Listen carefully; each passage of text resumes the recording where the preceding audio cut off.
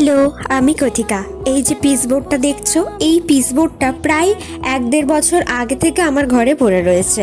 তাই মা বারবার বলে এটা তো কোনোই কাজে লাগাস না, এটা ফেলে দিই। তাই ভাবলাম এবার এটাকে কাজে লাগাতেই হবে, না হলে মা সত্যি সত্যিই ফেলে দেবে। তাই আজ বানাবো একটি তত্ত্বসূচি, যেটা আমি আজ প্রথম বানালাম। ফার্স্টেই আমি পিসবোর্ডটা কালার করে নিয়েছি, তারপরে গামছার ঝালরটা মা আমাকে লাগিয়ে দিতে হেল্প করেছে।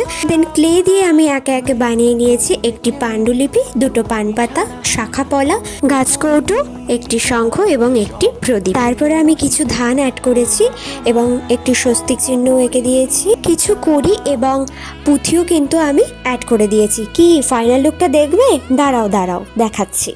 এইবার দেখো, আমি এই ফার্স্ট বানালাম তত্ত্বসূচি। তোমাদের কেমন লাগলো অবশ্যই কিন্তু কমেন্টে জানাবে। অনেকে মাটির থালা, পাখা অথবা কুলোর ওপরেও তত্ত্বসূচি বানায়। ভিডিওটা ভালো লাগলে অবশ্যই শেয়ার করে দিও।